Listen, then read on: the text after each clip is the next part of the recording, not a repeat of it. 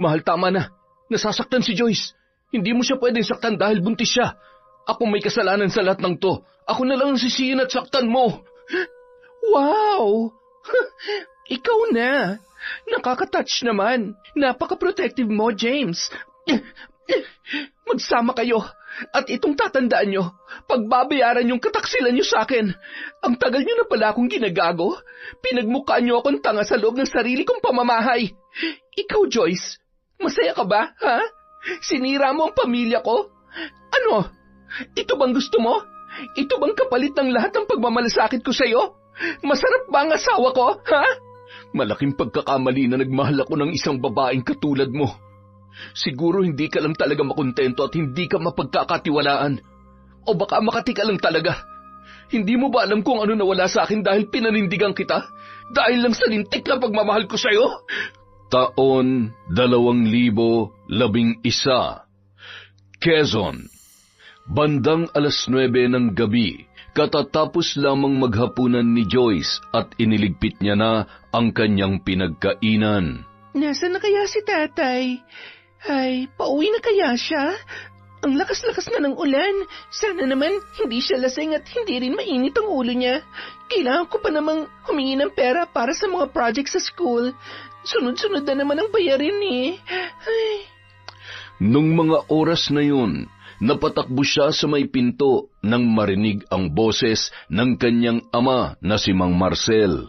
Buksan mo itong pinto! Lintik, napakabagal mo talaga eh.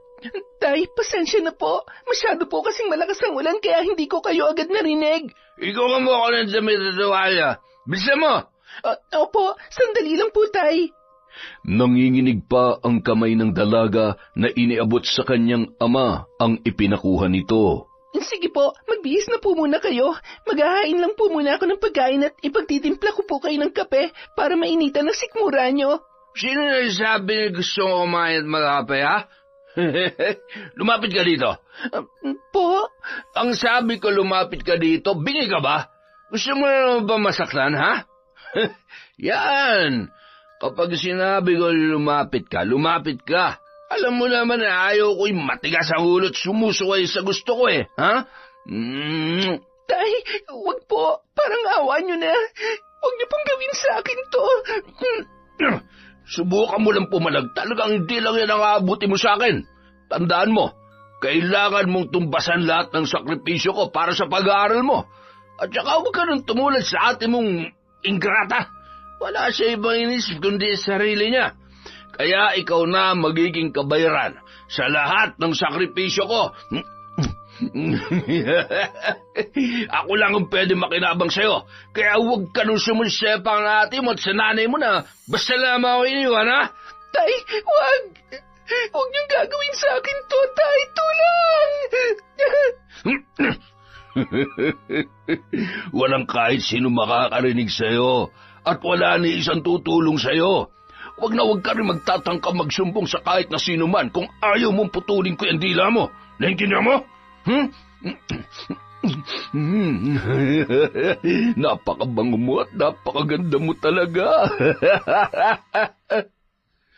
Wala nang nagawa pa si Joyce para ipagtanggol ang kanyang sarili sa kalupitan ng kanyang ama na tila ba wala na sa sarili nung mga oras na yon. Ang gabing yon ang naging simula ng mas matinding bangungot sa kanyang buhay. Paulit-ulit siyang pinagsamantalahan ng walang kalaban-laban hanggang sa naging normal na lamang sa kanya ang bagay na yun. Umaakto na lamang siya na walang nararamdamang sakit at pandidiri sa kahalayan ng kanyang sariling ama. Kasalanan mong lahat to, ate. Kung hindi mo lang ako iniwan katulad ng ipinangako mo, hindi sana mangyayari lahat ng to. Sabi mo, babalikan mo ako. Pero anong ginawa mo? Mula nung umalis ka, inisip mo man lang ba kung ano magiging kalagayan ko? Masyado kang makasarili, ate.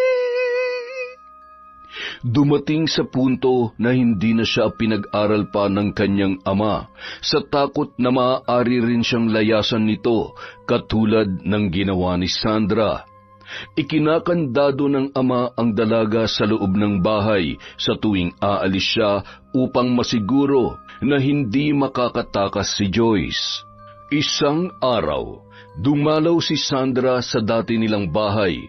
Doon niya nalaman na mula sa sentro ay lumipat na ang kanyang ama at kapatid sa may liblib na bahagi ng kanilang barangay.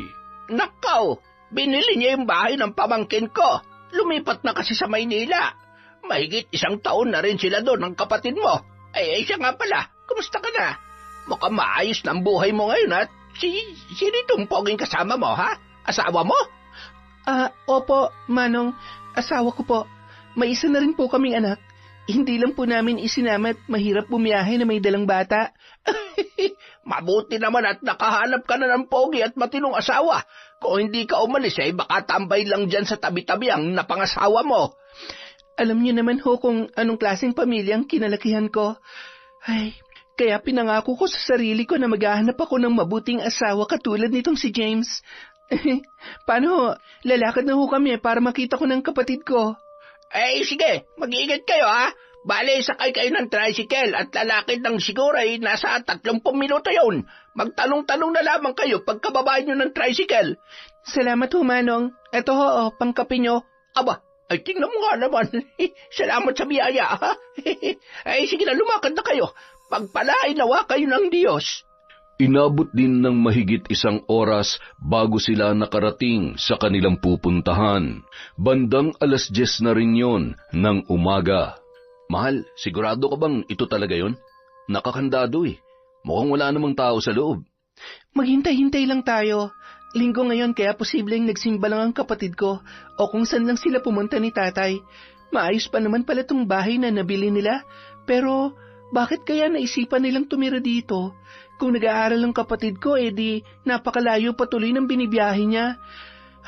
Baka katulad ko noon, pinatigil na rin siya. Paano pala kapag nagkita kayo ng tatay mo? Hindi ba siya magagalit? Sigurado naman akong hindi tayo madadatnan nun. Madalas, 5:00 pa lang umaalis na yon para magtrabaho. Tapos sa uwi yun, gabi na. Minsan nga madaling araw pa Ngawa pa naman yun ng ngawa kapag lasing. Lahat ng kasalanan ni nanay, isinusumbat niya sa akin. Nung mga sandaling yun, nasa silid lamang si Joyce. Nagbabasa siya ng kanyang mga aklat. Napatayo siya nang marinig ang boses mula sa labas ng kanilang bahay. Sino yan? May tao ba dyan? Joyce, ang ate Sandra mo to. Bakit nakakandado tong pinto? Ate, ilabas niyo ako dito. Tulungan mo ako, ate! Agad naman sinira ni James ang pinto gamit ang isang malaking bato hanggang sa tuluyan ng mabuksan yon. Mahigpit na nagyakapan ang magkapatid at napahagulhul sa iyak si Joyce na bakas ang kaba at takot. Samantala, awang-awa naman si Sandra sa kalagayan ng kanyang kapatid. Diyos ko, bakit ang dami mong pasa? Sinasaktan ka ba niya? Oo, ate. Pero kasalanan ko naman dahil nilalabanan ko siya. Huwag niyo na lang pansinin itong mga pasa ko. Mawawala din naman to. Sorry. Sana hindi na lang kita iniwan noon. Patawarin mo ako kung ngayon lamang ako nakabalik, ha? Ate, ang mahalaga sa ngayon ay nandito ka na. Umalis na tayo bago pa umuwi si tatay. Minsan kasi umuwi siya ng tanghali para magdala ng pagkain Hindi niya tayo pwedeng abutan. Alam mo naman kung paano magalit yon. Oo, aalis na tayo. At hindi ka na niya masasaktan. Nandito na ako, ha? Salamat, ate. Akala ko habang buhay na lang akong nakakulong dito Tara na. Mamaya nyo na lang ituloy ang pag-uusap nyo. Joyce, ang Kuya James mo nga pala, asawa ko. Matipid na ngumiti lamang si Joyce habang nakatitig sa asawa ng kanyang kapatid. Huwag ka mag-alala, Joyce. Ligtas ka sa bahay namin. Magkakasama na ulit kayo ng ate Sandra mo. Salamat, Kuya. Masaya ako na nakapangasawa ang ate ko ng gwapo at may mabuting puso na katulad mo. O siya, kumuha ka na ng ilang gamit mo at aalis na tayo. Tumulong na rin ang mag-asawa sa pag-iempake at tuluyan na nilang nilisan ang lugar na yon. Nang makarating sa may kalsada kung saan nag-abang sila ng sasakyan patungo sa bayan, natanawan naman sila ni Mang Marcel na noon ay kabababa lamang ng tricycle. Sandra! Saan mo dadalhin si Joyce? Hindi ako makakapayag na ilayo mo siya sa akin! Sakay na, bilis! Patawarin ako ng Diyos kung kailangan namin gawin sa iyo to. Pero sobra ng kalupitan nyo. Hindi ko nahayaan pa na masaktan mo ang kapatid ko. Mabilis na pinaharurot ng driver ang tricycle. Sinubukang tumakbo ni Mang Marcel, hawak ang kanyang itak, ngunit bigla na lamang nanikip ang kanyang dibdib. Hindi ako makahinga. Hindi pa ako pwedeng mamatay.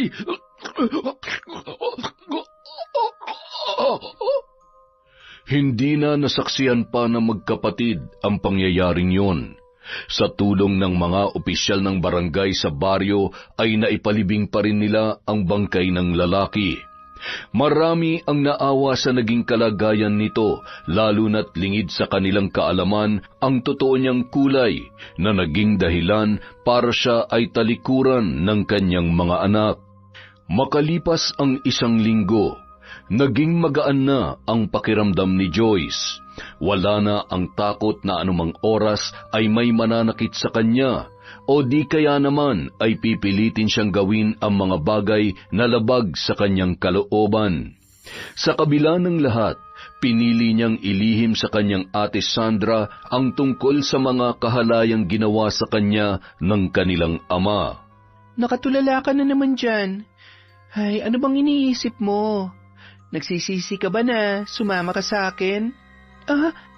Hindi ate. Ang totoo, hindi pa rin ako makapaniwala na nandito na ako.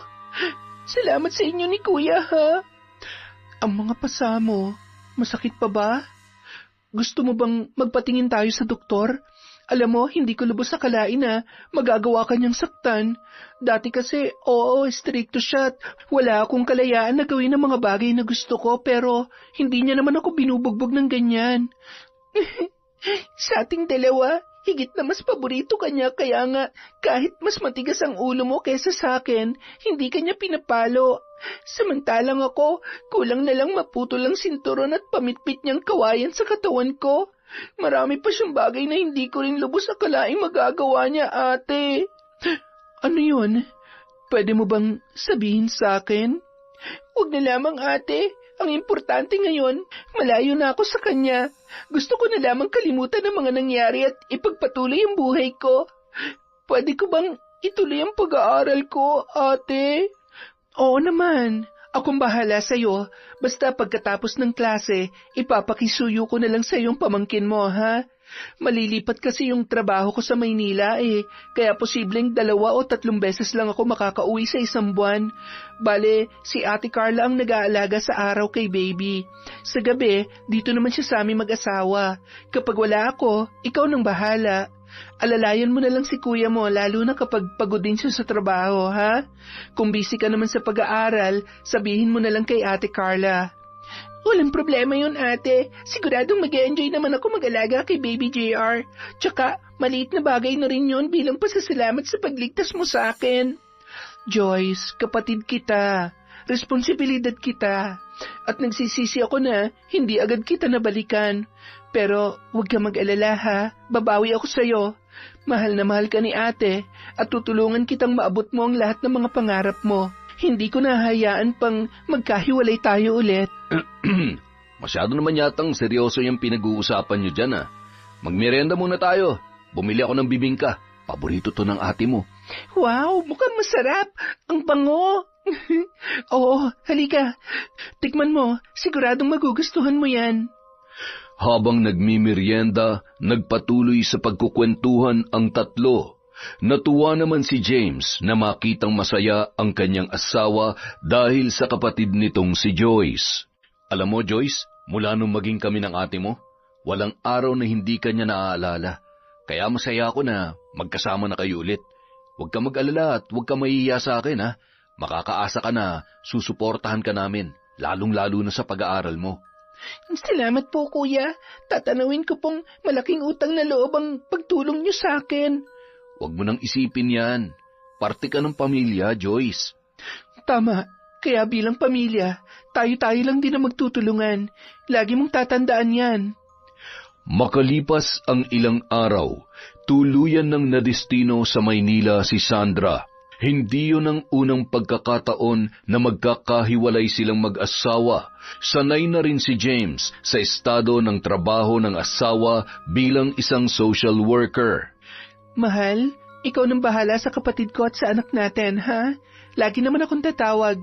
Kapag may pagkakataon, uuwi din ako. Nasabi ko naman na kay Ate Carla at kay Joyce kung ano ang sistema kapag wala ako. Huwag ka mag-alala, mahal. 3:00 naman ng hapon ay uwian na. Isa pa, wala naman akong pasok sa weekend kaya hindi ko mapapabayaan ang anak natin. May katuwang din naman ako dito sa bahay ngayon nandito na si Joyce.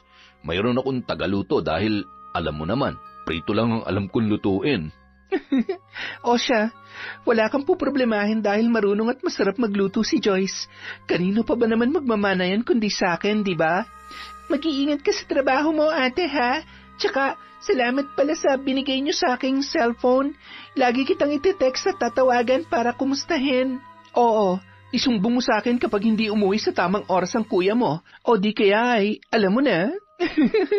Mahal naman, baka isipin ng kapatid mo babaero ko. Bah, nagbago na ako ah. Alam mo namang takot na akong gumawa ng kalokohan. Isa pa, wala na akong ibang iniisip ngayon kundi ikaw at ang anak na lang natin. Hindi na kita paiiyakin at hindi na rin kita bibigyan ng sakit ng ulo. Ito naman, nagbibiro lang naman ako eh.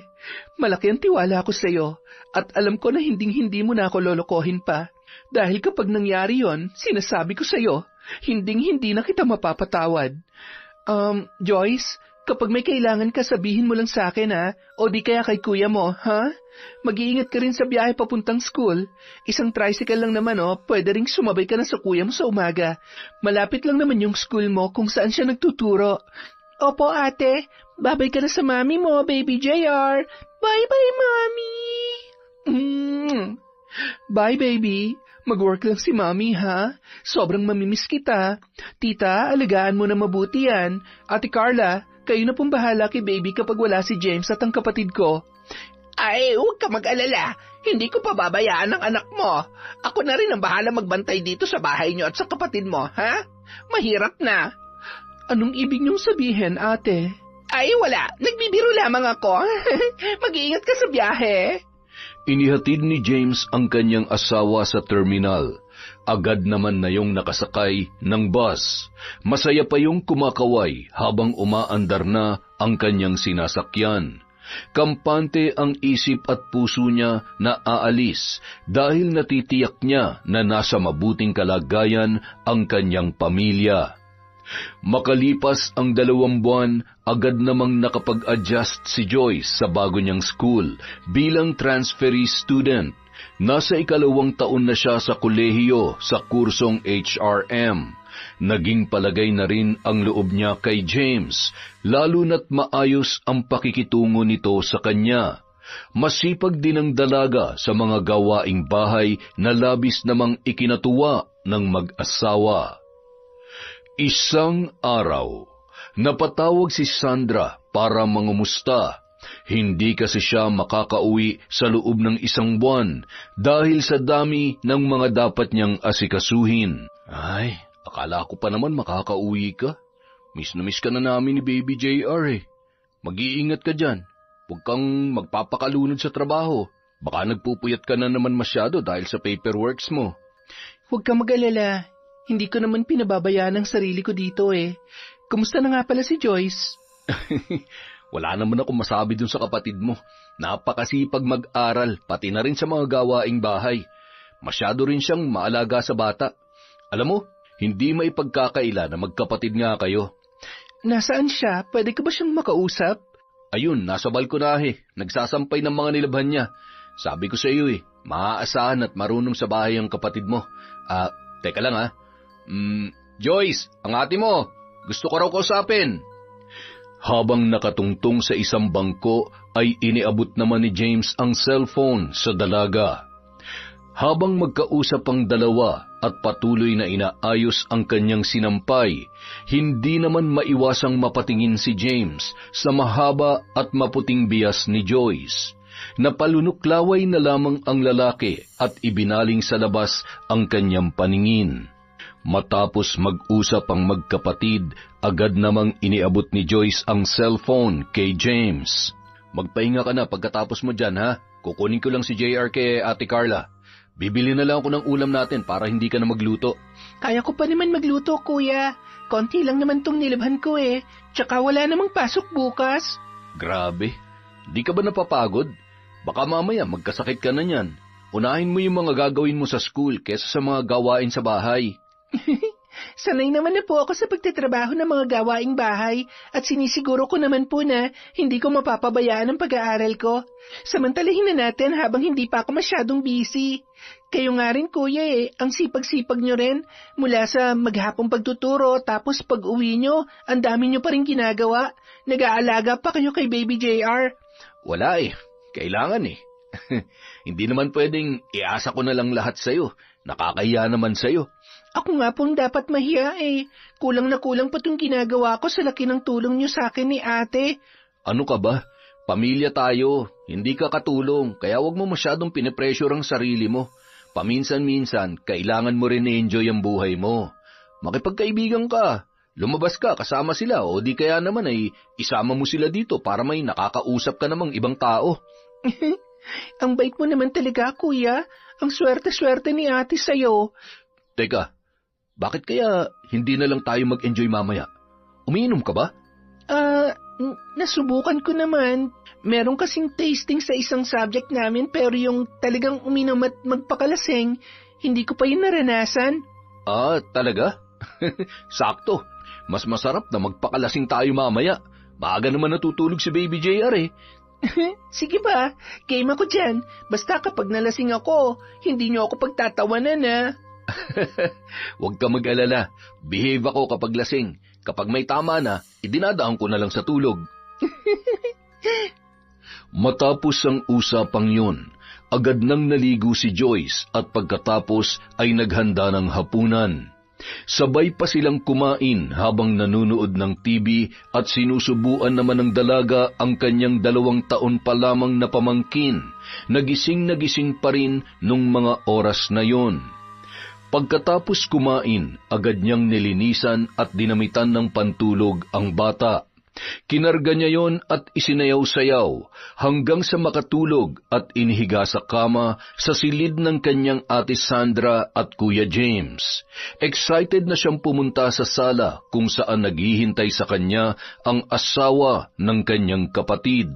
Aba, ayos napatulog mo agad si Colette. Oo nga kuya, siguro napagod rin sa sobrang kakulitan maghapon. Teka, paupo ka muna. Kukunin ko lang yung alak na bigay sa akin ng tropa ko. Anong pulutan natin? Chichirya na lang siguro. Baka masobrahan na tayo sa karne Pagbalik ng lalaki ay daladala na noon ang alak at pulutan. Tumayo naman si Joyce at sinundan niyo ng tingin ni James. Naalala niya si Sandra. Ganun na ganun din kasi ang hulma ng katawan noon nung bagong kasal pa lamang sila. Ay, ano ba nangyayari sa akin? Bakit parang ang gaan-gaan ng loob ko sa kanya at masaya-masaya ako kapag kausap ko siya? Siguro, namimiss ko lang si Sandra. Sana naman umuwi na siya kahit isang araw man lang. Joyce, nasan ka na? Marami-rami to, baka abutin tayo ng madaling araw. Heto na kuya. Ayan, kumuha lang ako ng ice cube para masarap inumin. Sa tingin ko, mas masarap kasi kapag sobrang lamig Tama ka dyan. Sige, simulan na natin to. Kung nandito lang sana si ate, mas masaya sana, no? Hindi mo ba siya namimiss? Siyempre, sobrang miss ko na siya. Mahirap kapag magkalayo ang mag-asawa. Kaya lang, tulad namin, kailangan. Pero kahit nandito yon, hindi mo yun mapapatikim ng alak. Talaga? Hindi pala umiinom si ate? Oo, ayaw na ayaw niya rin ng amoy ng alak. Kapag umuwi nga ako ng lasing, sa sala niya ako pinapatulog Ngayon ko lang nalaman na maselan pala si ate. Oo, kaya buti na lang talaga, bihirang-bihira lang akong maudyukan ng mga katrabaho ko at kaibigan ko sa inuman. Kaya bilang na bilang sa kamay ko kung ilang beses pa lang ako natulog dito sa loob ng 1 taon. Ang swerte niyo talaga sa isa't isa ni ate, no? At saka, naiintindihan ko kung bakit ayaw na ayaw niya sa amoy ng alak at sa lalaking lasenggo. Kotang-kota na kasi siya kay tatay. Oo, nakwento niya nga. Kaya ikaw, kapag nag-asawa ka na rin, mamili ka. Huwag yung katulad uminom ni Tatay Marcel. Maiba tayo. Nagka-boyfriend ka na ba? Nagulat naman ako sa tanong mo. Oo, dati pa yon. Naghiwalay din kami agad kasi nahuli kami ni tatay na magkasama. Sa takot niya kay tatay, ayun, nakipaghiwalay na lang siya sa akin. Tapos 1 linggo lang ang makalipas, may kapalit na agad ako. Buti na lang mas maganda ako doon. Alam mo, mas madaldal ka kaysa sa ate mo. Mas nakakaaliw kang kausap. Huwag kang mag-alala, mas marami kang makikilala dito na mas gwapo at matitinong lalaki. Parang ako lang. Oo nilang, kuya. Sa totoo lang, sa ngayon, hindi ko pa gaanong iniisip yan. Kung sakali man, sana nga swertehin din ako dahil ayaw ko ng lalaki na sakit lang sa ulo. At hanggang maaari sana, matapos ko muna ang pag-aaral ko para walang sagabal. Gusto ko maging sulit ang pagpapaaral niyo sa akin. Cheers, kuya! Cheers! Nagpatuloy ang masayang kwentuhan ng dalawa hanggang sa tuluyan ng malasing si Joyce at bahagya na rin na may tama si James. Antibay natin Akalain mo naubos natin yon? Ano, kaya mo pa ba tumayo? Gusto mo ba alalayan kita papunta sa kwarto mo? Huwag na, kuya. Kaya ko naman Salamat Nalasing ako sa kwento mo. O baka naman dinaya mo ako, ha? Uy, hindi kita dinaya, Sadyang mas malakas ka lang uminom kesa sa akin. Oops, sabi ko hindi mo na kaya Halika na, lalayan na kita at baka matumba ka pa dyan. Mayayari pa ako sa ate mo. Inakbayan at hinawakan ni James sa tagiliran si Joyce upang masiguro na hindi yun matutumba. Dahan-dahan niya yung inalalayang humiga at hindi sinasadya na siya ay natangay at nadaganan niya ang babae. Muntikan niya ng mahagkan yun.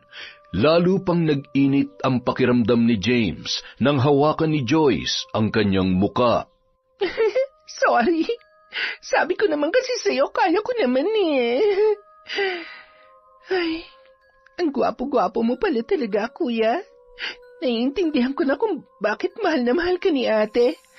Sige na, puntahan mo na si Baby JR.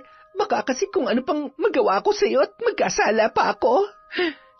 Kung mag-aasalaman tayo sa gabing to, sa tingin ko, pareho naman natin kailangan at pareho tayo magiging masaya. Mapupusok na halik na nauwi sa hindi inaasahang pangyayari. Sa kalagitnaan ng mainit na tagpo, biglang naitulak ni Joyce si James nang maalala niya ang kahalayan ng kanyang ama. Ngunit nanatiling mapusok ang lalaki at tuluyan ng natangay ang dalaga. Kinaumagahan, ramdam na ramdam ni Joyce ang mabigat na paa at braso na nakapatong sa kanyang katawan. Dahan-dahan niyang iminulat ang kanyang mga mata at napalunuklaway na lamang nang maramdaman niyang wala siyang saplot. Gayon din si James na noon ay tulog na tulog pa. Shucks! Ano nangyari? Kuya, gising! Ano ba? Ang sakit ng ulo ko Bumangon ka na't magbihis. Baka mamaya pumunta si Ate Carla at makita pa tayo. Joyce? Ano nangyari? Ay, hindi na mahalaga kung ano nangyari. Huwag na lang natin isipin at basta, huwag na lang natin bigyan ng mali siya dahil pareho naman tayong lasing at hindi natin ginusto yon. Sige na. Sorry, Joyce. Hindi ko dapat ginawa yon. Hindi ko dapat hinayaang umabot tayo sa ganung sitwasyon. Kuya, please, magbihis ka na at lumabas ka na. Pumunta ka na sa kwarto niyo. Nagmamadali namang nagbihis si James at bahagyang tumalikod si Joyce habang hawak ang kanyang ulo. Ang tanga-tanga ko. Ate, sorry. Hindi mo pwedeng malaman to. At lalong hindi na pwedeng maulit pa to. Hindi na. Ay, pero anong gagawin ko? Paano ko magpapanggap na walang nangyari? Sa bagay, wala naman talaga yon. Bakit kasi nagpakalasing ka pa eh? Baliw ka talagang babae ka. Buong araw, halos hindi sila nag-iimikan at nag-iiwasan ng tingin dahil sa nangyari nung gabing yon. Nang pumunta ang pinsan ni James na si Carla, napansin din niya na tila nagkakailangan ang dalawa. Okay lang ba kayo? Bakit parang ang tatahimik nyo? Parang dati naman hindi kayo maubusan ng pinagkukwentuhan. Medyo masakit lang ang ulo ko, ate. Sige po, mamamalansya na lang muna ako. Ay, sige.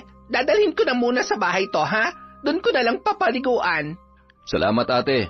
Magle-lesson plan din muna ako para sa lessons ko this week. Habang namamalansya ang dalaga, ay muling sumagi sa kanyang isip ang nangyari sa kanila ng kanyang bayaw. Kasalanan niya. Siya naman kasi ang unang humalik sa akin eh. Pero di ba dapat tinulak ko siya o hindi ko hinayaan pa na? Ay, pwede ba, Self? Please lang, kalimutan mo na yon. Kung siya nga parang wala lang eh, di ba dapat ganun ka din? Katulad ng dati. Baka mamaya sabihin niya, affected ako sa nangyari sa amin. Kapag umuwi si ate, makakahalata siya if mapapansin niyang nagkakailangan kami. Baka mamaya biglang magtanong pa yun at madulas ang dila ako. Basta, mula ngayon, kailangan mas kalmado na ako. At kahit kailan, hindi na ako iinom. Bakit ba naman kasi?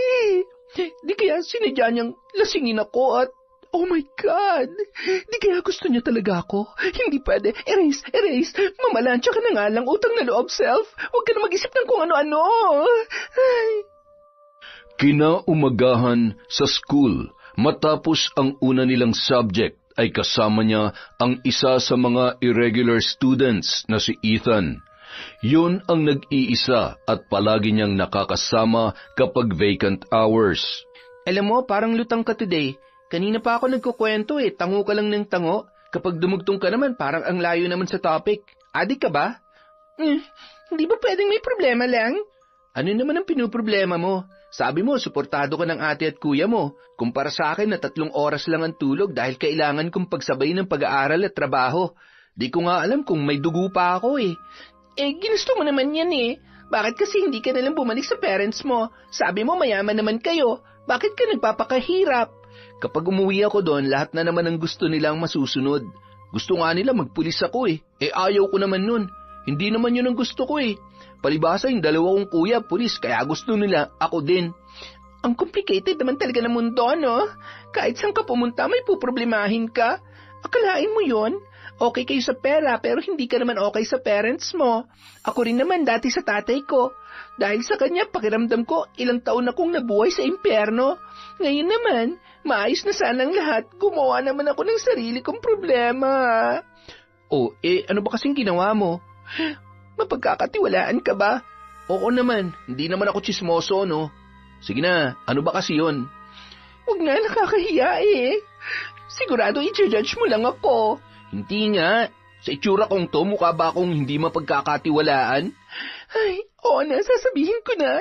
Pasensya na, ha? Wala kasi ako mapagsabihan eh. Ay, may nangyari sa amin ni Kuya nung nakaraang gabi. Ano? Yung kuya mo, as in yung asawa ng kapatid mo? Ano ka ba naman? Asawa ng kapatid mo tapos pinatulan mo? Teka nga, akala ko ba hindi mo ako husgahan? Ang ingay-ingay mo, anong tawag dyan, ha? Ay, lasing kami pareho. Nawala sa sarili, natangay, at ayun, na-tsuktsak. Chenis ka dyan. Nako, malaking problema nga yan. Siguraduhin mo lang na hindi mauuwi sa kung ano yan dahil kapag nagkataon, malaking gulo yan. Alam ko. At ayaw ko mangyari yon. Mahal ko si ate. Magkapatid kami at kahit masama ang loob ko sa kanya noon, kinalimutan ko na yon dahil binalikan niya pa rin ako. Siya pa rin ang nagligtas sa akin sa kalupitan ni tatay.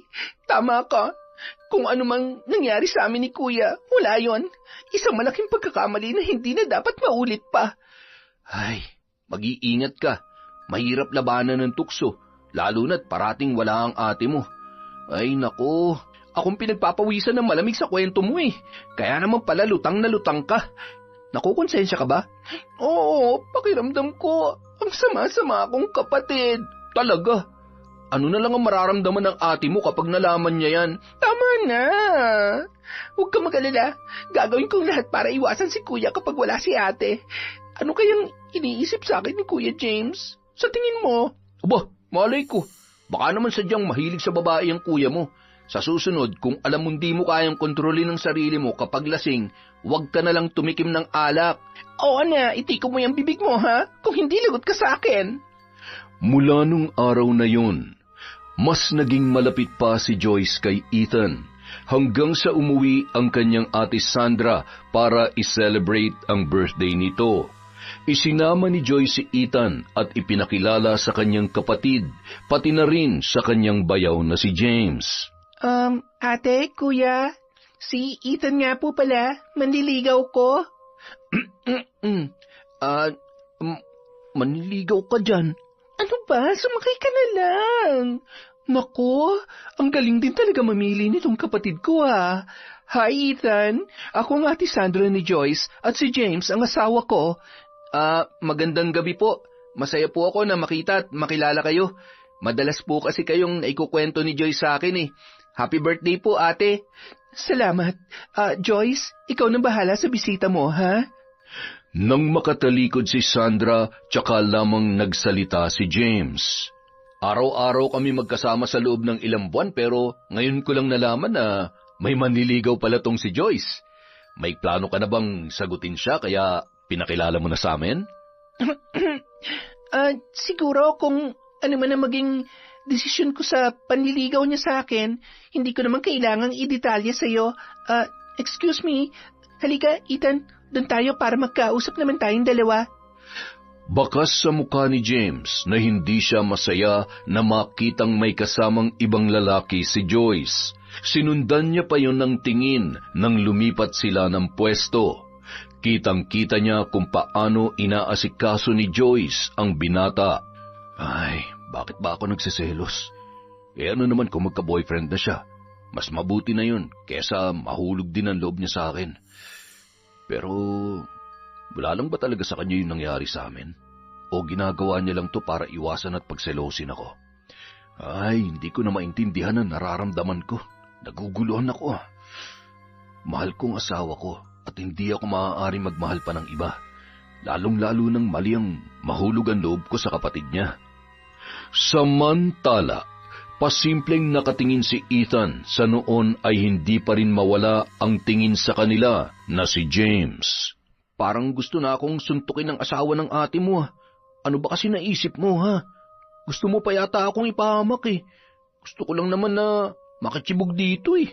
Ito naman, Chusi pa. Wala naman mawawala sa'yo. Manliligaw pa lang naman. Malay mo naman, magbago ang ihip ng hangin tapos ma-fall ka sa'kin. Liligawan mo na nga ako at magiging girlfriend mo na ako. Ay, oo na lang. Kumain na tayo. Kanina pa ako nagugutom eh. Sarap nito ah. Ate mo nagluto ng lahat ng to? Kaming dalawa kaninang madaling araw, kaya inaantok ako sa school kanina eh. Sarap ah. Magaling ka rin pala magluto. Ayos ah.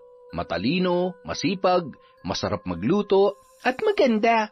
Kaya huwag ka na mag-inarte na para bang lugi ka kapag naging girlfriend mo ako. Grabe. Matapos kumain, pumasok muna sa loob ng bahay si Joyce para umihi.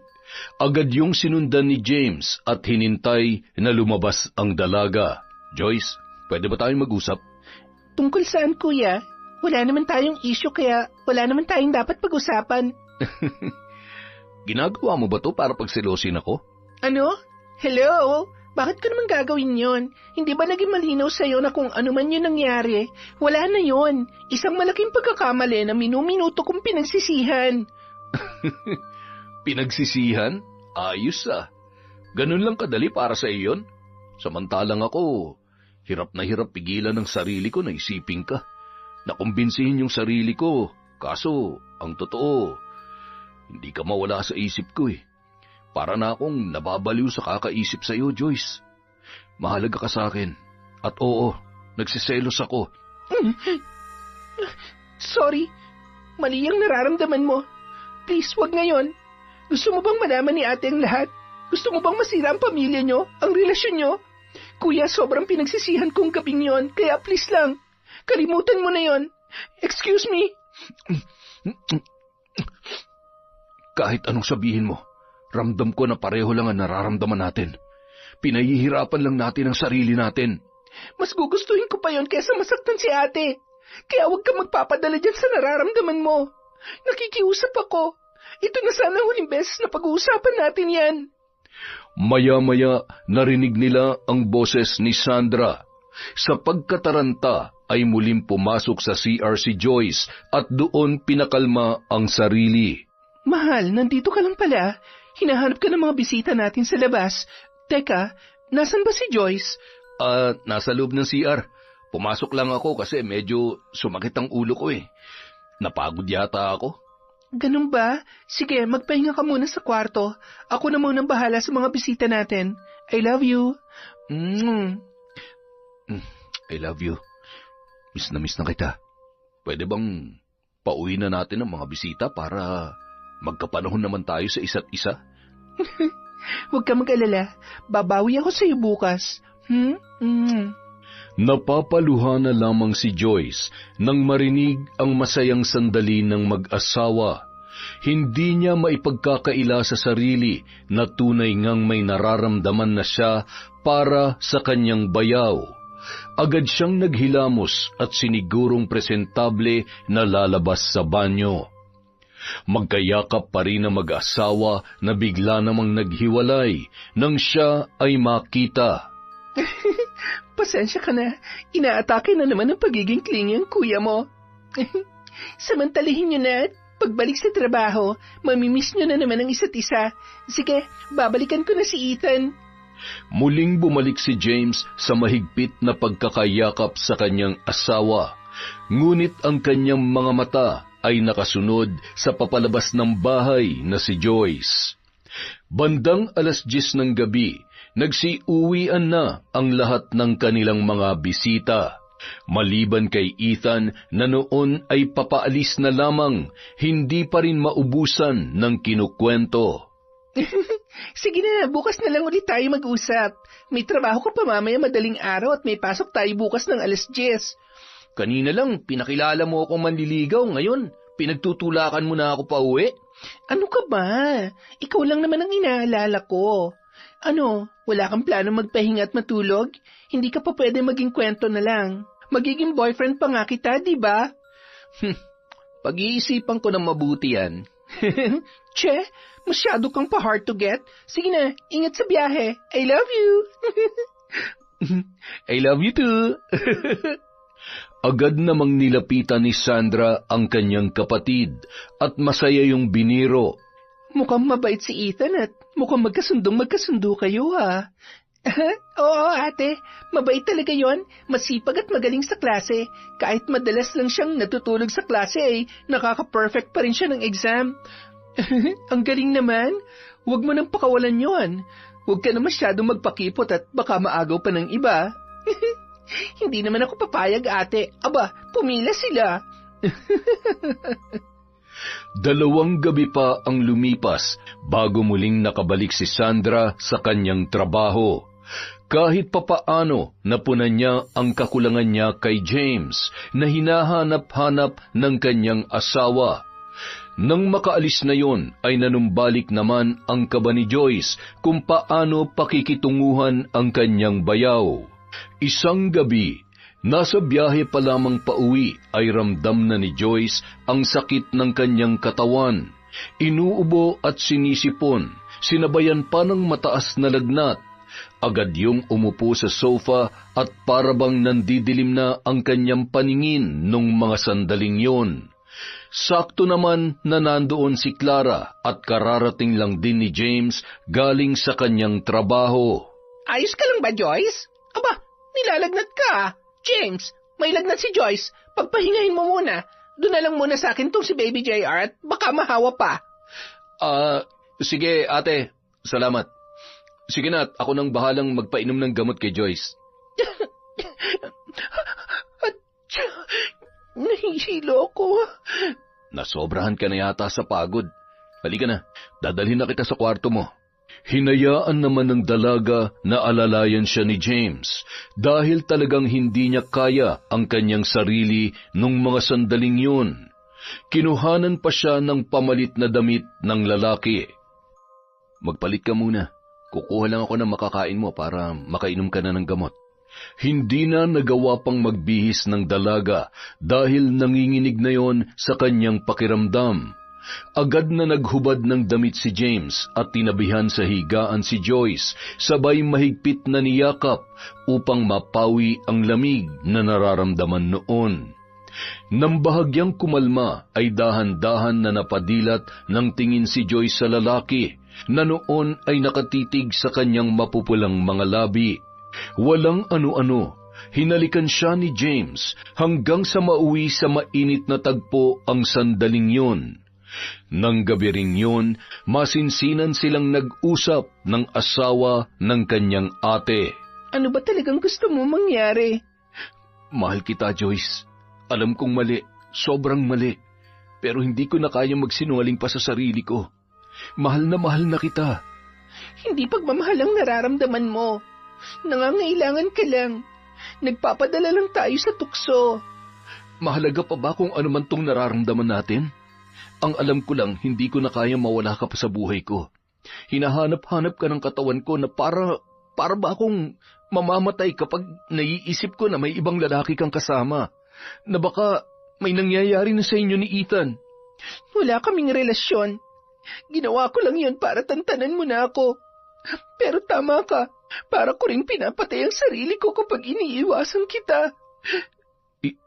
Ibig sabihin ba nito, pumapayag ka na sa gusto ko?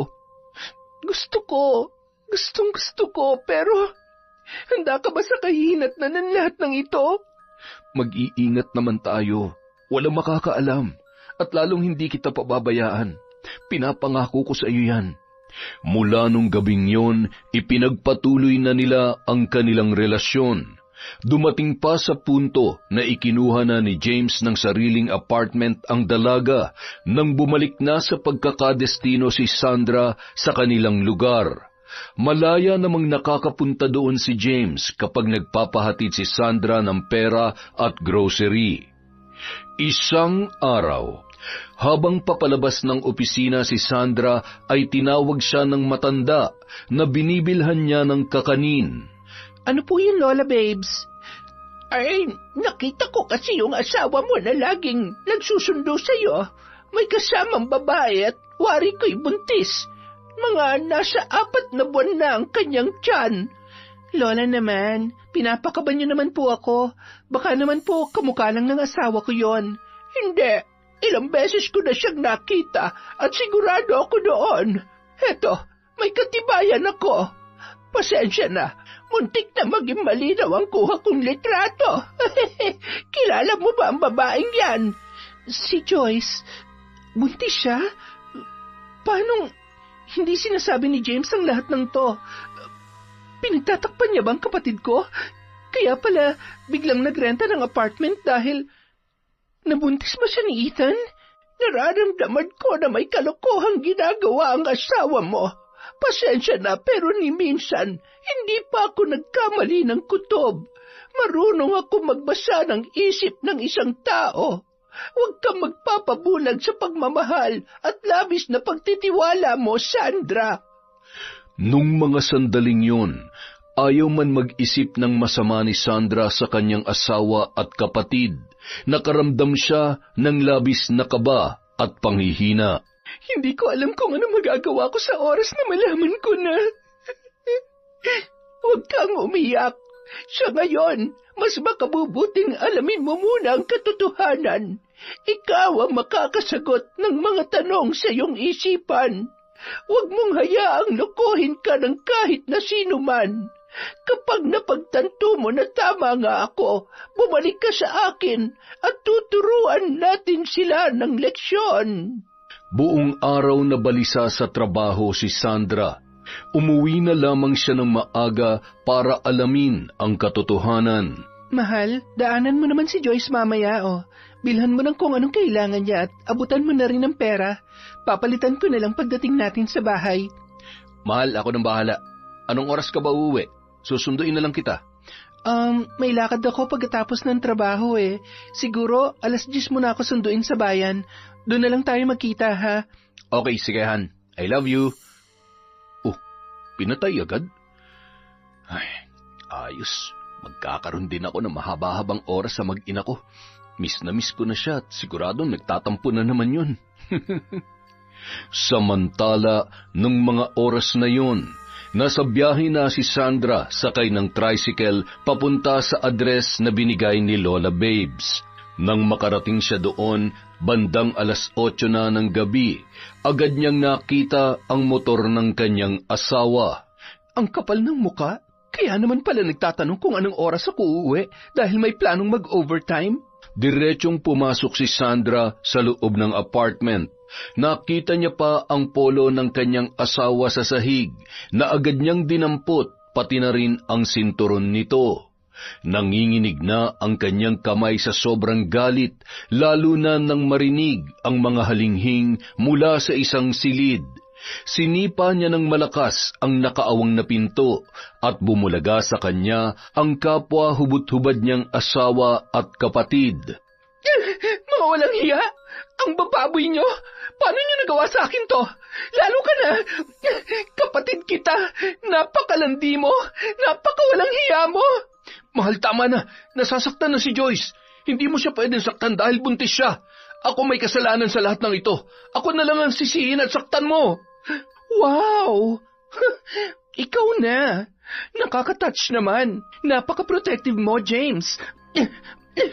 Magsama kayo at itong tatandaan nyo, pagbabayaran yung kataksilan nyo sa akin. Ang tagal nyo na pala akong ginagago. Pinagmukha nyo akong tanga sa loob ng sarili kong pamamahay.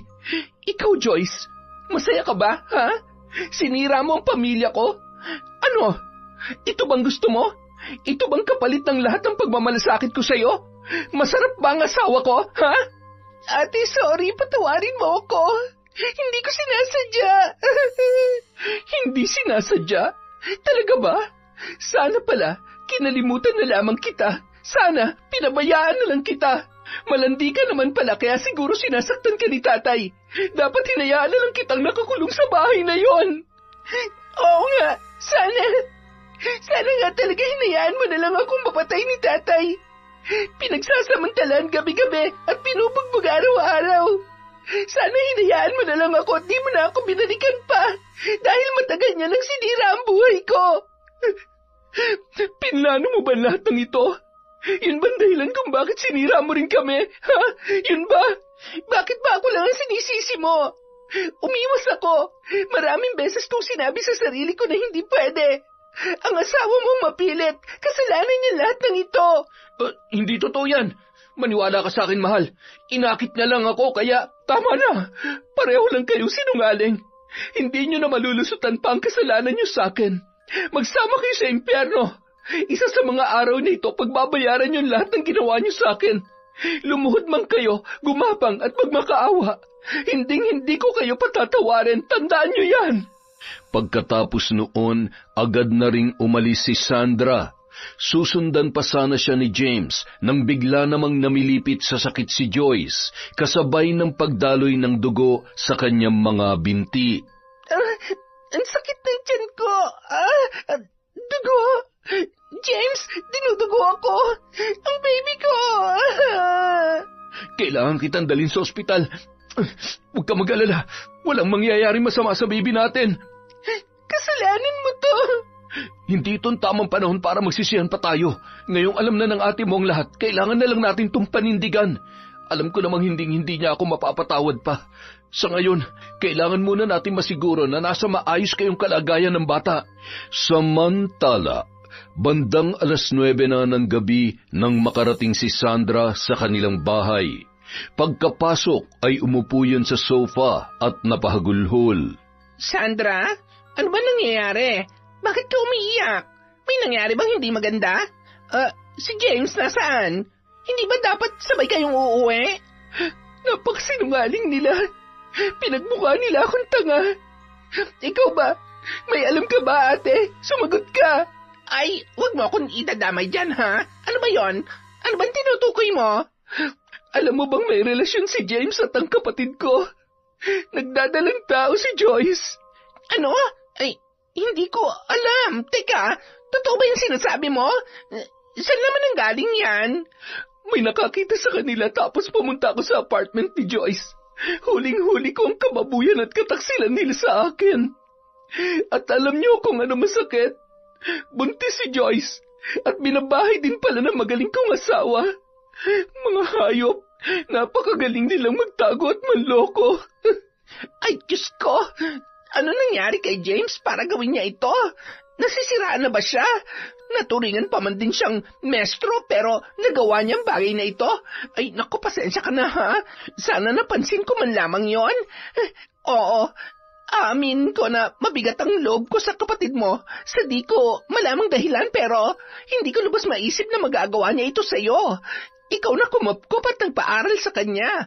Isa din yan si James. Hay nako, hayaan mo't makakatikim din sa akin yung pinsang ko. Hindi ko na kaya pang pakisamahan si James. Hindi ko kayang tanggapin ang lalaking yon. Wala akong pakialam kung lalaki si Baby JR na walang ama. Kinamumuhiyan ko siya. Ate, ang sakit-sakit. Gusto ko silang saktan ng paulit-ulit. Gusto ko silang patayin. Naiintindihan ko nararamdaman mo, Sandra. Huwag ka mag-alala. Nandito lang ako para sa inyo ni Baby JR kahit na ano mangyari. Hindi ko kayo pababayaan. Ang kailangan mo ay magpakatatag at palawakin mo ang iyong pangunawa para maging maayos ang problema nyo. Baka isa lang tong malaking pagsubok na kailangan nyo malampasan.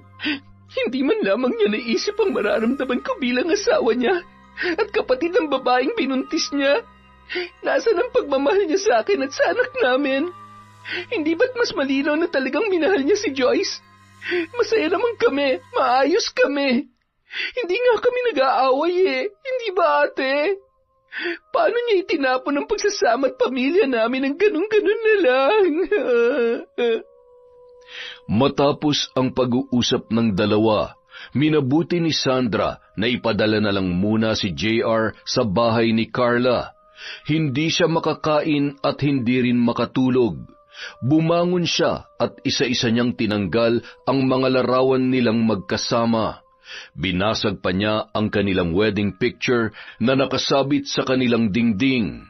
Itinapon niya rin sa labas ng kwarto ang mga gamit ni James. Nang makaramdam na labis na panghihina at pananakit ng ulo, ay saka lamang siya muling humiga at hindi na malayan na siya ay nakatulog na. Kinabukasan, pagkalabas ni Joy sa ospital, maayos na ang lagay noon. Umuwi si James sa kanilang bahay para kunin ang kanyang mga gamit. Nung mga oras na yun, nakapagdesisyon na siya na iiwan na si Sandra para kay Joyce at sa batang dinadala nito. Nandito ko para... Huwag ka na magpaliwanag pa. Alam ko na yan. Sa katunayan, ipinag-impake na kita. Ayun ang lahat ng gamit mo. Makakaalis ka na. Mula ngayon, tinatanggalan na kita ng karapatan sa anak ko.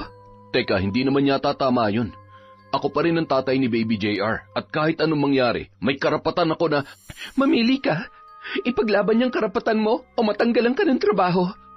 Alam mo kung anong pwedeng mawala sa'yo, kaya huwag mong sasagarin ang pasensya ko. Napapailing na lamang ang lalaki na umalis. Ang kapal ng mukha mo. Tingnan lang natin kung hindi mo pagsisihan ang katangahan mo. Dahil sa mga nangyari, patuloy na nagsama sa iisang bubong sina Joyce at James. Dahil naging maselan ang pagbubuntis ng babae, ay tumigil na yon sa pag-aaral. Patuloy naman sa pagtatrabaho si James bilang isang guro sa public school. Wala ni isang nakakaalam sa mga katrabaho niya tungkol sa pakikipagrelasyon niya sa kapatid ng kanyang asawa. Isang araw, habang naghihintay si Joyce kay James sa labas ng kanyang apartment, napalingon siya nang biglang may tumawag sa kanyang pangalan. Joyce! Ethan? Anong ginagawa mo dito? Ano pa nga ba? Hindi ba pwedeng mangumusta? Hindi ka na pumapasok eh. Nag-drop ka na ba? Sayang naman. Teka, buntis ka? Oo, medyo maselan kaya kailangan ko muna magpahinga. Teka nga, Ilang buwan na ba yan? Mga mag-aapat na. 4? Hindi kaya... Ano bang iniisip mo? Na ikaw ang tatay nito? Hello? Isang beses lang may nangyari sa atin, kaya huwag kang feeling. Pero sabi mo, hindi ka safe nung araw na yun, kaya hindi nga ikaw ang tatay nito, ang kulit mo. At kung sakali man, hayaan mo na. Handa naman si James na panindigan to eh. Isa pa, alam ko naman na hindi ako ang tipo ng babae na gusto mo. Pero kung ako nga ang tatay niyan, handa naman akong panindigan ng pagiging ama ko sa kanya. Ethan, huwag mo nang guluhin ang buhay ko. Okay na eh. Ay, ano ba naisip mo? Talagang tuluyan mo nang sinira ang pamilya ng ate mo. Pambihira naman para ka naman mauubusan ng lalaki sa ginagawa mo eh. Pasensya ka na. Alam mo, hindi mo naman maiintindihan kaya huwag ka nalang mag-comment ng kung ano-ano. Nagmahal lang naman ako eh. Sige na, umalis ka na at baka maabutan ka pa ni James kung ano pang isipin nun. Ay, oo, sige na. Aalis ako. Pero sa isang kondisyon. Gusto kong masiguro kung ako o hindi ang tatay ng batang yan. Oo na. Sigurado naman ako hindi. Kaya sige na, pagbibigyan kita basta ikaw ang gagastos ha. Handa akong humingi ulit ng tulong sa parents ko para lang malaman ng totoo. Hindi naman ako papayag na ibang tatay ang kilalanin na magiging anak ko kung sakali. Mula nung araw na yun, naging madalas nang muli ang pagkikita ni na Joyce at Ethan. Yon ang palagi niyang kasama sa pagpapacheck up hanggang sa lumabas ang resulta ng prenatal DNA test. Sabi ko sa iyo eh, Ethan, hindi pwede to. Ano na lang ang mararamdaman ni James kapag nalaman niya na hindi pala siyang tatay ng baby ko? Iniwan niya ang asawa niya at anak niya para sa akin, para sa amin ng bata. Bah, hindi naman ako papayag na mawalan ako ng karapatan dahil lang ayaw mo masaktan ng James na yon. Nakikiusap ako, Ethan. Gagawin ko ng paraan para makasama mo siya pero hindi pwedeng malaman ni James to. Baka mapatay niya ako. Hindi ko alam kung kaya kitang pagbigyan dyan sa hinihiling mo pero susubukan ko. Sige na, pumasok ka na. Sasamahan ulit kita sa susunod na check-up mo. Bye, baby. Nung mga oras na yun, mula sa bintana kung saan nakatayo si James ay kitang-kita niya ang pag-uusap ni na Joyce at Ethan. Napakuyom pa siya ng kanyang palad nang makita na hinagkan ng lalaki ang tiyan ni Joyce. Nang makapasok si Joyce sa loob ng bahay, namutla ang kanyang labi at muka nang makita niya na nasa harapan niya ang lalaki. Oh, bakit namumutla ka? Wala. Nagulat lang ako. Bakit napaagang uwi mo? Anong nangyari dyan sa mukha mo? May bulutong ka ba? Huwag mong intindihin yan. Okay lang ako. Alam mo bang mas nagulat ako sa nakita ko kanina? Ano nakita? Ano bang tinutukoy mo? Hindi kita maintindihan. Mahigpit na hinawakan ni James ang braso ni Joyce at tinitigan niya na masama ang kanyang kasintahan. Bitawan mo nga ako. Ano ba? Nasasaktan ako. Pasalamat ka, buntis ka. Pero hindi ko hahayaan na lokohin mo ako. Aminin mo sa akin, si Ethan ba? Si Ethan ba ang totoong tatay ng batang nasa sinapupunan mo?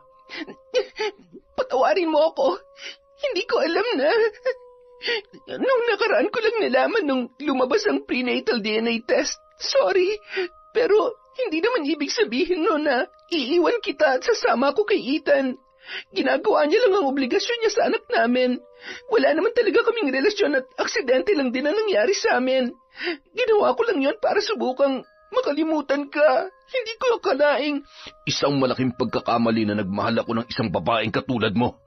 Siguro hindi ka lang talaga makontento at hindi ka mapagkakatiwalaan. O baka makati ka lang talaga. Hindi mo ba alam kung ano nawala sa akin dahil pinanindigan kita? Dahil lang sa lintik na pagmamahal ko sa'yo? James, makinig ka naman sa akin. Huwag ka naman magalit James, sandali. Saan ka pupunta? Aalis ka? Hindi mo ako pwedeng iwan. Bitawan mo ako. Oo, mahal kita. Sobrang minahal kita pero ngayong alam ko na ang totoo. Sa tingin mo, magpapakatanga pa ako para sa'yo? Magsama kayo ng lalaki mo. James! Samantala. Alam mo, konting oras na lamang at makikita mo na ang bisa ng ginawa kong ritual para turuan ng leksyon ang asawa mo at ang walang hiya mong kapatid. Sakit na hindi may paliwanag at ipararanas din natin sa kanila ang sakit na ipinaramdam nila sa iyo para lamang silang mananalamin sa kanilang mga kasalanan. Hindi ako makapaniwala na magagawa yun sa iyo ng sarili mong kapatid. Hindi naman po siguro kalabisan kung parurusahan natin sila. Talagang hindi. Sa totoo lang, kung ako nga ang nasa kalagayan mo ay pahihirapan ko sila minuminuto hanggang sa matuluyan na sila. Ganyan na ganyan ang ginawa ko sa walang hiyang babae ng una kong asawa. Alam mo, nagmakaawa pa nga yun sa akin pero hindi ako mabait. Kaya bakit ko naman siya patatawarin? Ay, buti na nga lamang at hindi babaero yung pangalawang minahal ko. Kaya labang ay... Darling! I'm here! Oh, ang ganda mo naman, darling. Bakit hindi na kulubot ang balat mo, ha? Baliw! Hindi ako yan! Nakakahiya ka! Ano ba naman kasi at lasing ka na naman? Para-paraan lamang, ha? Magpapaalam kang bumili para makipag-inuman ka. Ayoko naman talagang uminom Pinilit lamang ako ng mga mokong na yon. Tapos napakwento at hindi ko na napansin na naparami na pala yung tagay ko. Huwag ka na magalit, darling. Ay, kadiri ka. Yan ang nga bang sinasabi ko teka lang, Sandra, ha? Iihilang muna ako't hihilamusan ko tong gurang na to ng mahimasmasan. Agad nang humiga sa sofa ang matanda at patuloy sa pagbulong ng mga salita na hindi maintindihan. Ilang sandali pa, dala-dala na ni Lola Babes ang palanggana at isinawsaw doon ang isang face towel at pinigaan, sabay ipinunas sa muka ni Lolo Greg. Ano ba ito? Bakit mapanghe? Bakit awiihi na matanda? Magtiis ka hanggat hindi ka tumitigil sa kain na may paulit-ulit kitang hihilamusan nito. Ay, okay na ito para naman mabilis mawala yung kalasingan mo. At pwede ba, huwag ka na magreklamo. Bukas uminom ka ulit, ha? Nakakatuwa naman ho kayo ni Lolo. Alam nyo, mahirap talaga makahanap ng lalaki na matyagang makakasama natin hanggang sa pagtanda. Sabi nga, kahit di perpekto, basta hindi man loloko. Tama ka. Minsan kung sino pa yung akala mong santo at perpekto ay siya pang dudurog sa'yo. Tingnan mo yung magaling mong asawa. Ay, hindi mo masusukat sa itsura ang pagiging mabuting tao. Ni pangit o gwapo, kapag nagpadaig sa tukso, ay wala na. Sa isang iglap gumuguho ang isang masayang pamilya. Alam mo ba, nung iniwan ako ng una kong asawa at sumama siya sa ibang babae, ay hindi lang asawa ang nawala sa akin, pati na rin ang batang nasa sinapupunan ko. 5 taon kong hinintay na maging isang ina at mabigyan ko siya ng anak. Kung kailan nagbuntis ako, tsaka naman siya nagloko. Kaya mula noon, sinabi ko sa sarili ko na hindi ko hahayaan na may iba pang babae na dadanas ng sakit na pinagdaanan ko ng walang kalaban-laban. Yun ang nagtulak sa akin na maging isang ganap na mambabarang. Oo, isang malaking kasalanan, ngunit hindi ko ito pinagsisisihan. Nagpatuloy sa pagkukwentuhan sina Lola Babes at Sandra hanggang sa hindi na nila namalayan ang oras. Agad naman nagpaalam ang babae at bago pa man makalabas sa pinto, ay nakatanggap siya ng tawag mula kay Carla. Sandra, kailangan mo nang umuwi. Nandito si James, lasing na lasing at ayaw umalis. Nakatulog na sa kwarto ninyo. Ano? Sige, uuwi ako at kakalid ka rin ko yan palabas ng bahay. Nang makarating sa bahay, agad yung tumungo sa kanilang kwarto at agad namang sumunod si Carla na noon ay natataranta sa kung anong maaaring gawin ni Sandra sa kanyang pinsan. Bumangon ka dyan! Wala kang karapatan na bumalik dito! Gumising ka! Ha? Ay, Diyos ko! James? Anong nangyayari sa kanya? Nagkatinginan ang dalawa nang makita na bumubulwak ang dugo sa bibig ni James at nanlilisik ang mga mata. punong-puno ng malalaking butlig at puro nana ang kanyang muka. Napaatras si Carla nang hawiin ang damit ng kanyang pinsan. May mga butas ang tiyan at may tumatalon na malalaking uod mula sa loob. Ilang sandali lamang ang lumipas, tuluyan ng nalagutan ng hininga ang lalaki. Bakit ako masasaktan sa pagkawala mo? Hindi mo nga inisip kung anong mararamdaman ko eh. Bayad ka na sa utang mo sa akin at sa anak mo. Sa pagkawala mo, gusto kong makitang gumapang ang babaeng sumira sa pamilya natin. Ibabalik ko sa pagiging miserable ang buhay niya. Kawawa naman si James. Alam mo ba kanina lang sinabi niya sa akin na niloko siya ng malandi mong kapatid?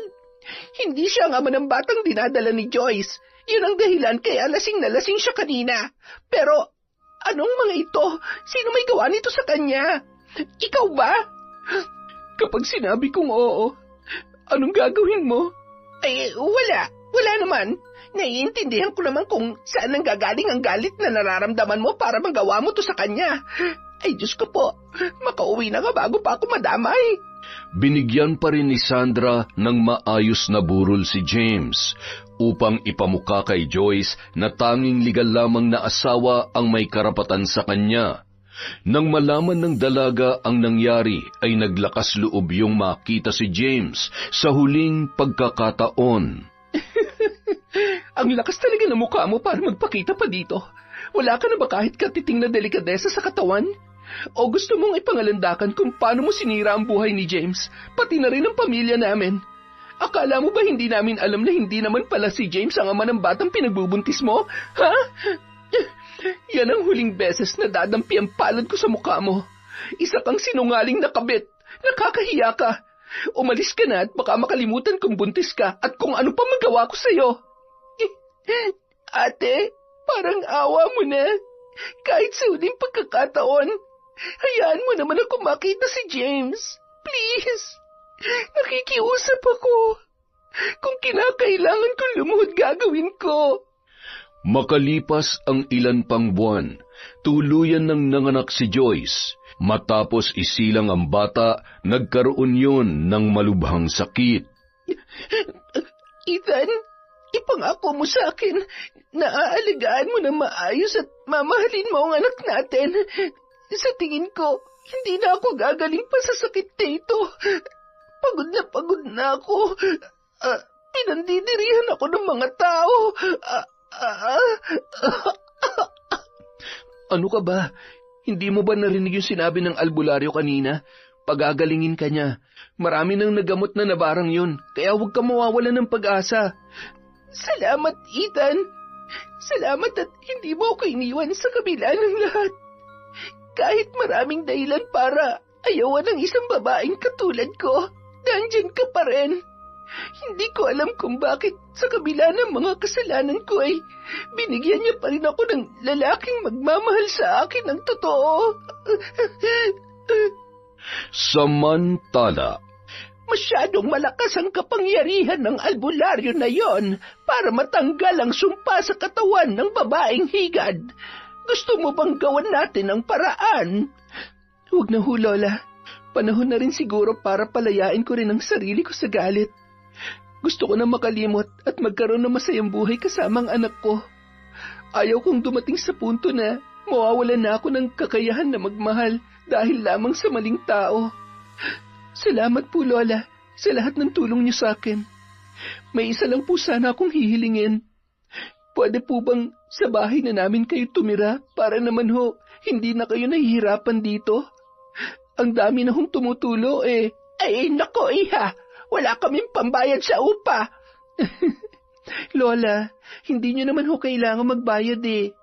Pamilya na ho ang turing ko sa inyo. Isa pa, matutuwa ho si Baby JR at si Ate Carla kung may makakasama sila sa bahay kapag po nadedestino ako sa malayo. Abay, mag-e-empake na ako, darling. Matagal na natin pangarap na tumira sa magandang bahay. Ito talaga kahit kailan ay napakakapal ng muka. Ay, napakaganda ng ngiti mo. Masaya ako na makita kang ganyan. Tama ka. Panahon na para kalimutan ang nakaraan at magpakasaya na lamang tayo sa ating buhay. Makalipas ang 5 taon, magkasamang pumunta sa simbahan ang mag-inang sina Sandra at JR. Gayon din ang bagong kasintahan nito na si Daniel. Mababakas ang magandang ngiti sa mukha ni Sandra habang pinagmamasdan ang kanyang anak at ang kanyang bagong kasintahan. Labis siya nagpapasalamat na hindi man yon ang tunay na ama ni JR ay naaalagaan niya ng tama ang bata at naipakikita ang tunay na pagmamahal dito. O dahan-dahan lang, ha? Dada, pwede niyo po ba akong kargahin sa likod? Anak, huwag mo na masyadong kulitin ang dada mo. Han, tara na. Kumain na muna tayo at nagugutom na ako. Yay! Gusto ko po fried chicken, french fries, tsaka ice cream. Sige, magpakabusog tayo. Tapos mamaya, maglalaro naman tayo maghapon. Talaga po? Yay! Habang naglalakad ang tatlo, ay nakasalubong nila si Joyce kasama si Ethan at ang batang babae na nasa 5 taong gulang na. Nagtama ang tingin ng magkapatid, ngunit tiningnan lamang yon ni Sandra na parang hindi niya kilala. Nang makalayo na sila, ay muli niya yung nilingon. Sa kabila ng lahat, masaya pa rin akong makita na maayos ang buhay niya. Buti naman at nagtanda na siya. Sana maging mabuting ina siya at asawa. Huwag niya na sanang hayaan na matulad sa kanya ang anak niya. Han? Okay ka lang? Oo naman. Sobrang masayang-masaya lang ako. Alam mo, sa dami ng masasakit na pinagdaanan ko, hanggang sa ngayon, hindi pa rin ako makapaniwala na kaya ko pa palang magmahal ulit. Na kaya ko pa magtiwala. Salamat dahil pinasasayo mo si JR. Bagay na hindi niya naranasan sa kanyang ama. Huwag ka mag-alala. Konting panahon na lang, magiging ganap na tayong mag-asawa. Dito mismo sa simbahan na to, kung saan tayo nagkakilala. Yung araw na halos isumpa mo na lahat ng lalaki sa mundo. Oo, naalala ko pa. At hanggang ngayon, nasa akin pa rin yung panyo. Grabing magbiro ang tadhana. Talagang pinaiyak niya muna ako at hinayaang masaktan bago kanya binigay sa akin. Mula nung araw na nakita kitang umiiyak, ipinangako ko sa sarili ko na gagawin kong lahat para maibalik ko yung magaganda mong ngiti. Mahal na mahal kita, Sandra. Kayo ni JR. At hindi na ako makapaghintay na maging kuya ang panganay natin. Mama, dada ako rin.